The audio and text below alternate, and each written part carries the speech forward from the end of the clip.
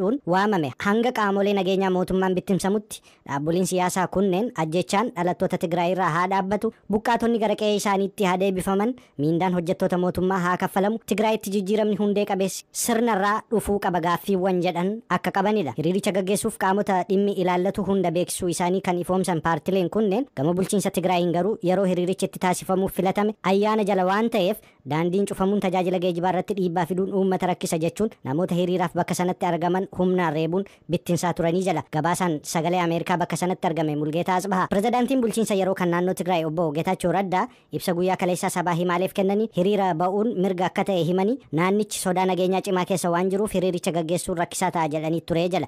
Gabaasni Mulgeetaa Asbahaa Maqaleerraa erge. Jeneraal Abdul Fattah Al-Burhaan hoogganaan humna waraanaa Sudaan daawwannaaf biyya Qaataaritti imalan.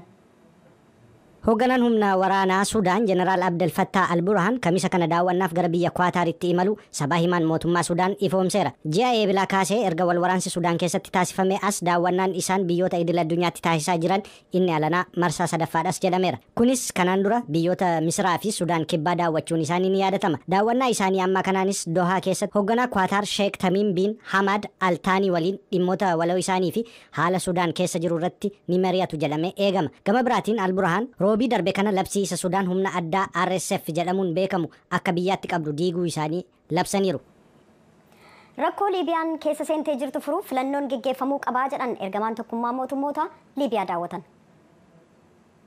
Ergamaan addaa dhaabbata mootummoota gamtoomanii Liibiyaa daawwatan roobii kaleessaa ibsa sabaa himaaleef kennanii Liibiyaan rakkoo keessa seentee jirtu keessa darbuuf humna qabdii jedhan. Ergamaan dhaabbata mootummoota gamtoomanii Abdullahi Batilii biyya kaaba Afrikaa qabeenya boba'aan beekamtu Liibiyaa wayita daawwatanitti akka ibsanitti hooggantoonni Liibiyaa har'a rakkoo Liibiyaan keessa seentee jirtu irra aanuuf yeroon isaa amma akka ta'e ilaaluun barbaachisaadha.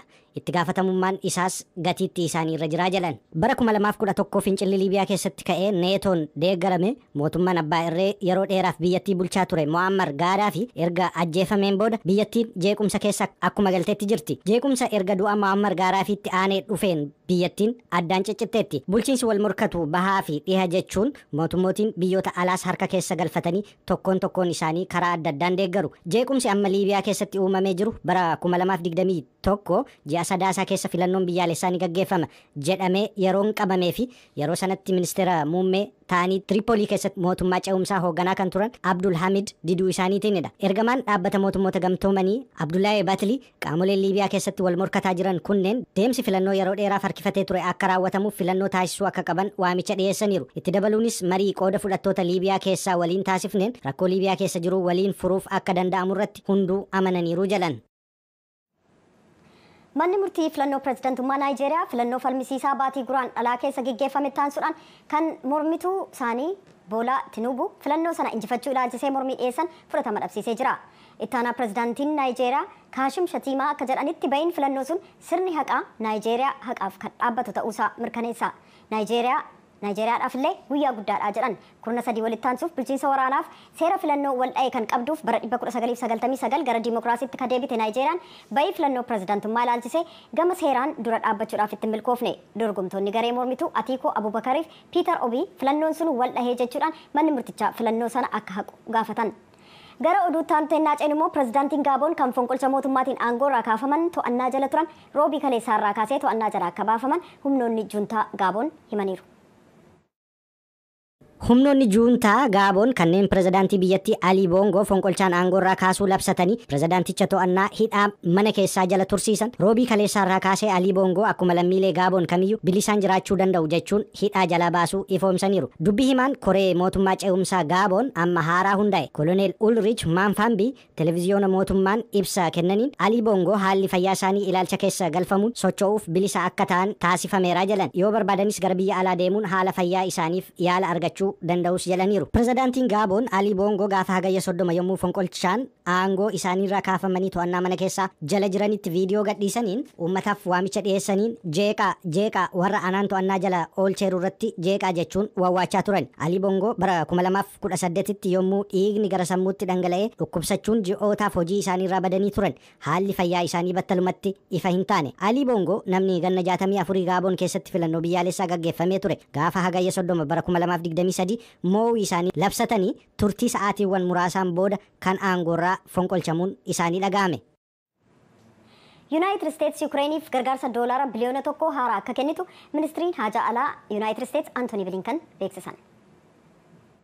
Ministeerri haajaa alaa Yuunaayitid Isteetsi Antooni Bilinkan daawwannaa guyyoota lamaaf Yukireenitti taasisaa jiraniin bakka eegdota daangaa Yukireen kan qarqara magaalaa Kiiv jiru daawwataniiru. Daawwannaan Antooni Bilinkan kun ifatti osoo hin beeksifamin Yukireenitti kan argaman wayita eegdota daangaa daawwatan kanattis Yuunaayitid Isteetsi konkolaattota 4 kanneen albuuda dandamatanii fi haleellaa dandamatan kennuus dabalateeti. Kennaan konkolaataawwanii kuni isa Yuunaayitid Isteetsi konkolaattota 190 Yukireeniif kennitu keessaa tokkos jedhameera. Konkolaattonni hafan kaanis ji'oota dhufan keessatti Yukireeniin ni qaqqabus jedhameera. Bilinkan roobii kaleessaa akka beeksisanitti biyyi isaanii Yuunaayitid Isteetsi Yukireeniif gargaarsa doolaara biiliyoona tokko haaraa akka kennitudha. Kunis gargaarsa meeshaalee nageenyaa doolaara miiliyoona 175 dabalatee meeshaalee ittisa qilleensarraa, meeshaalee farra taankii kanneen akka rasaasa yuuraaniyeemii dhume, taankiiwwan Abraam kan kanaan dura waadaan galamee fi kanneen biroo. 15 gaafa roobii humnoota mootummaatiin qabamanii hidhamuu isaanii walitti qabaan koree odiitii paartichaa obbo Mahammed Mustafaa sagalee Ameerikaatti himanii jiru.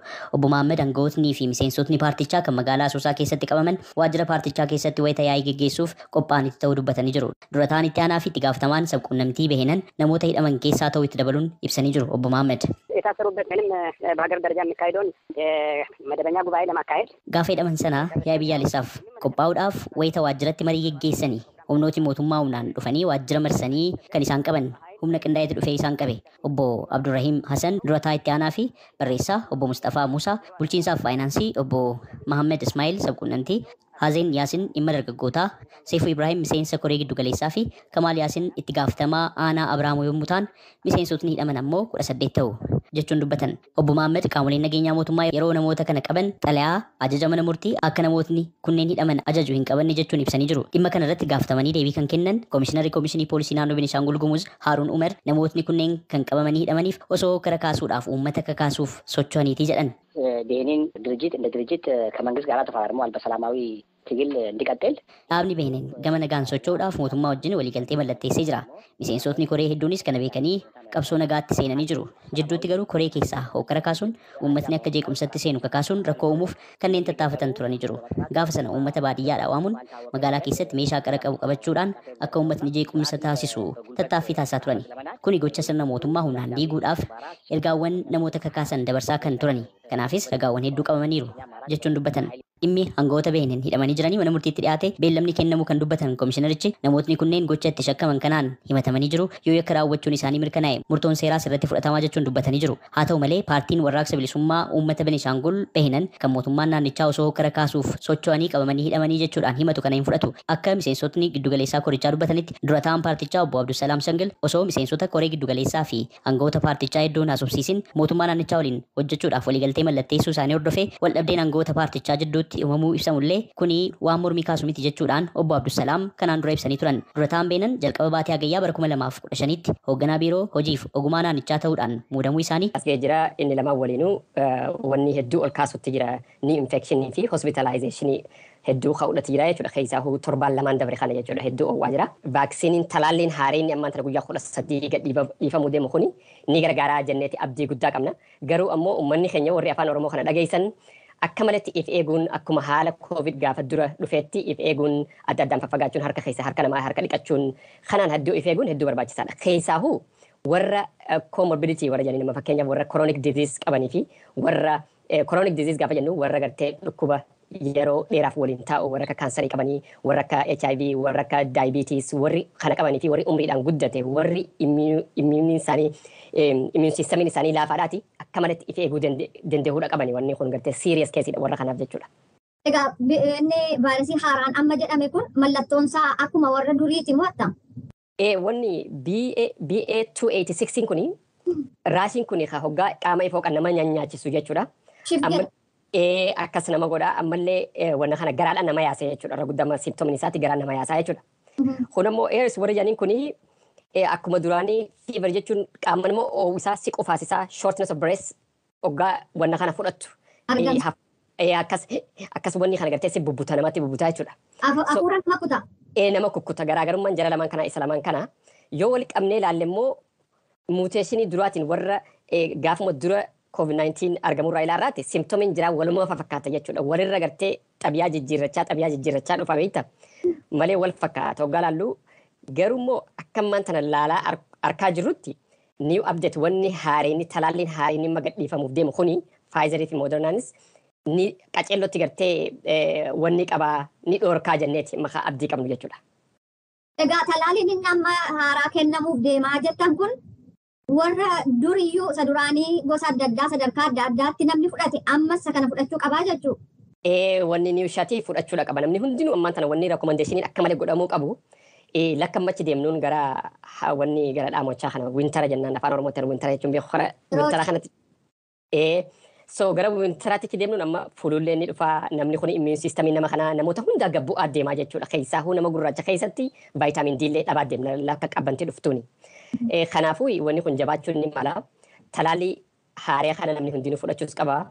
Distaansii keenya illee akkuma dur eegamuu qaba. Harka keenya ammaan dhiqachuu hanga dandeemetti protective godhuu waan kanarratti hedduu barbaachisa. Akkumaan jedhee lakka qabbantii dhuftuuni nuti vaayitaamin D gaafa qaamni keenya irraa irrachaa deemee rakkina gurguddaa immune systemiin keenya gartee compromise godhaa gartee laaffachaa waan dhufuuf wanni kuni waan hamaadha. Akka malatti if eeguu danda'uudha qabna jechuudha. Talaallis shatii fudhannee namni hundinuu shatii irra deebi'ee fudhachuu qaba jechuudha. Egaa yeroo qorraa ta'uusaa influenza yookaan baatiin filuun itti galu dhufu wajjin walitti dhufuunsaa amma mammeessa. Hedduu hammeessa. Amma fakkeenyaaf wanni kun amma waa'ee vaayirasii kana gaafa laallu qaama keenyaaf diina jechuudha. Akkuma fakkeenyaaf waraanni tokko asii nama waraanni takka nyaamni gama bitaatiin yoo si dhufe gama mirgaatiin si dhufe gama kaanin si dhufe si marse si ajjeesuudhaaf hedduu karaan itti duraa baatu dila siin jiru jechuudha. Fayyaanii faayaa ammallee fayyaa abbaatu tiifata. Wannuma isiniin jamu kana hunda gartee namarraa addaan fagaachuu harka keessan dhiqachuu maltaay vaayitaaminii fudhachuu nyaata vaayitaamin zinkii qabu nyaata immune systemii keenya buldi godhu hanqa dandeemutti nyaachuun hedduu barbaachisaadha. Talaallii kanallee buustarii kana. Talaallii inni haaraanoo yoon gadhiifama eenyuutu qaba fudhachuu qaba. Septeembar gadhiifama. Septeembar guyyaa 13 maanta akkamma